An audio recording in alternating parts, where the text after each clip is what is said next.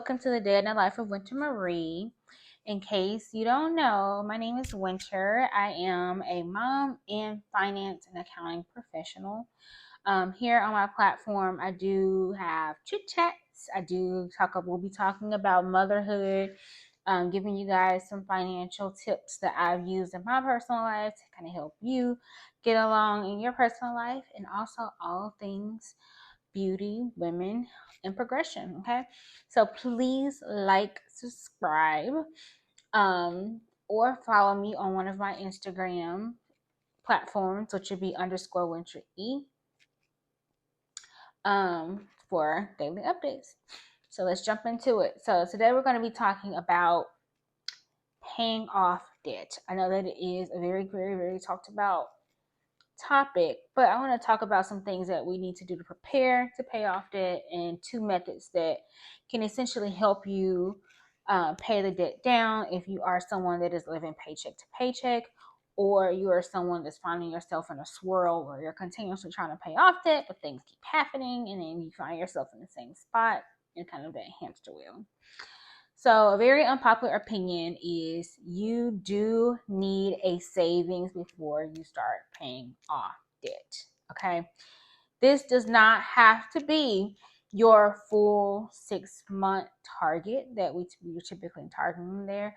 And this doesn't have to be, we just need a starter point. Okay.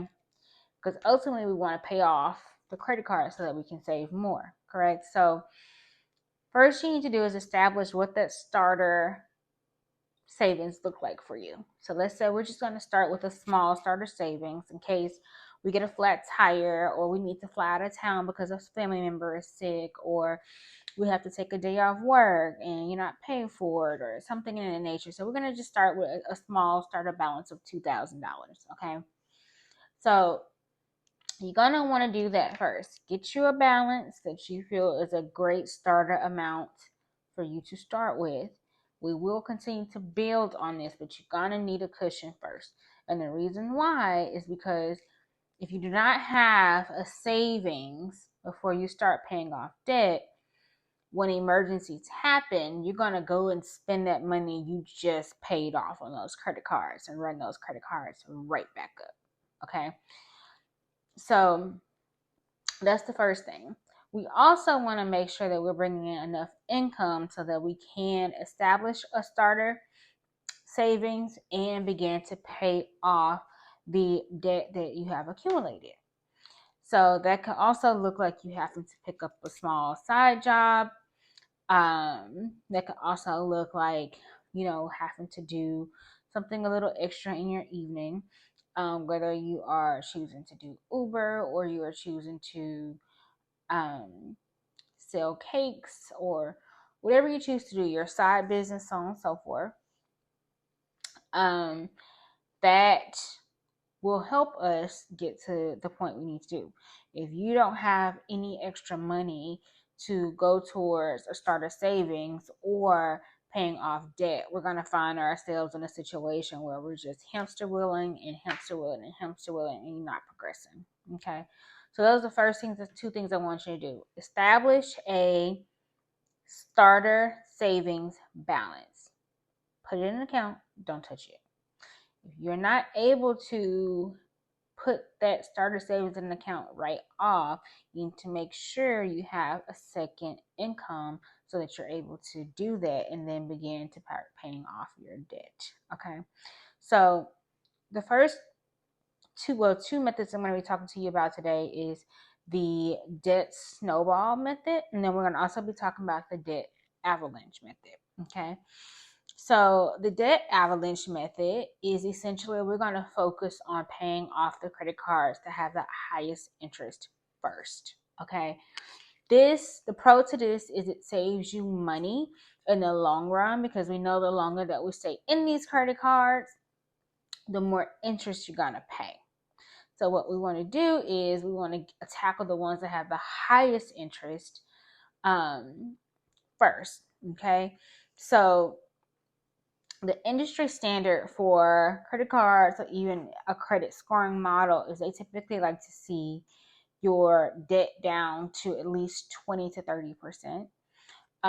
Preferably, I keep mines at 20% or less. Okay. So with the debt avalanche method, we're going to say we have 10 cards. We want to identify those first 3 cards that has the highest interest rates.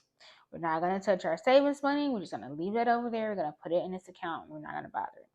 But what we're going to do is we're going to establish an amount and or a percentage of that balance due on those 3 cards that have the highest interest. And we're going to focus on zoning in on paying those down.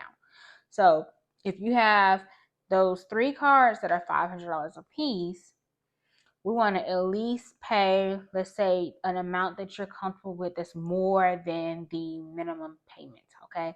So we want to, let's say we're going to pay their $500 cards. Let's say we're going to pay at least $80 on those 3 cards each month. And then we're going to pay the minimum payment on our other cards. Okay. So what we're doing is we're going to tackle paying that balance on these 3 cards until they are paid off or paid down to 30%. So now you have gotten that balance down on 3 cards and or paid off 3 cards of debt. Preferably, I would say you need to pay them off. Okay. We need to pay them off because overall, we want the percentage to be down to 20%. We don't want it to just be 20% on the card. You want it to be 20% overall on your debt to income ratio. Okay. So once you pay those off, we then move to the next set of 3 and then the next set of 3. And you're going to repeat that process until you pay them completely off. Okay. So the con to this is it can take some time to see those wins because we're doing this incrementally. We're doing it over multiple cards. Typically, us as humans want to see quick wins, but this one will save you money in the long run. Okay. So the second method we're going to talk about is it's more comparable if you are paycheck to paycheck. In my life, I have had that happen before. But what this particular method does is the debt snowball method is we want to pay off the accounts that have the smallest debt first. Okay, so if we have, again, those 10 credit cards and we have some credit cards that's 500.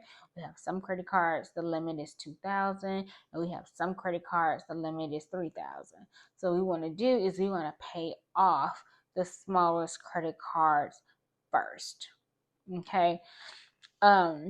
When I did this method, what you can do is if you are working a side job, let's say you get $1,500 for working 2 weeks. Let's just say you're just doing a job an hour or 2 out of your day. So this is not, something crazy. That $1,500, you can take it and pay off those 3 $500 cards. Okay. Then we're going to move on to the next set of cards that are the lowest amount. Another way you can do this is also approach it the same way that we approach the debt avalanche method, which is establish a amount that you can pay that's more than the minimum payment. Okay.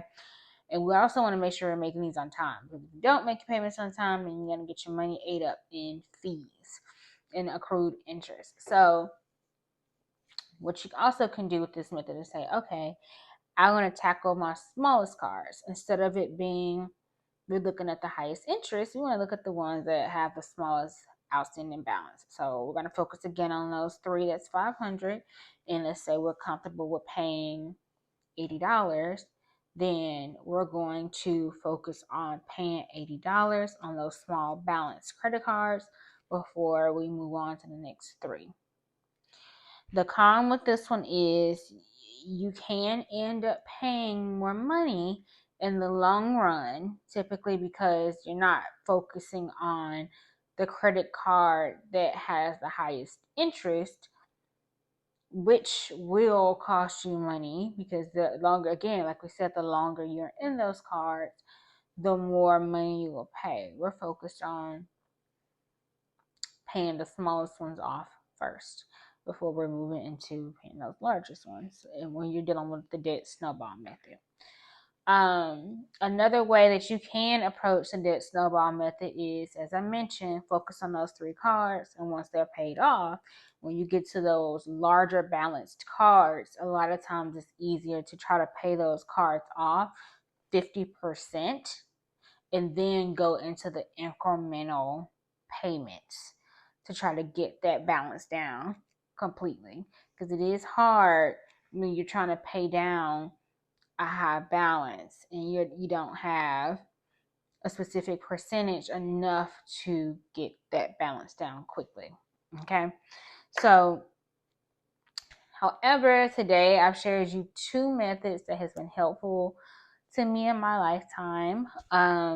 Hope you like this video. Don't forget to like and subscribe.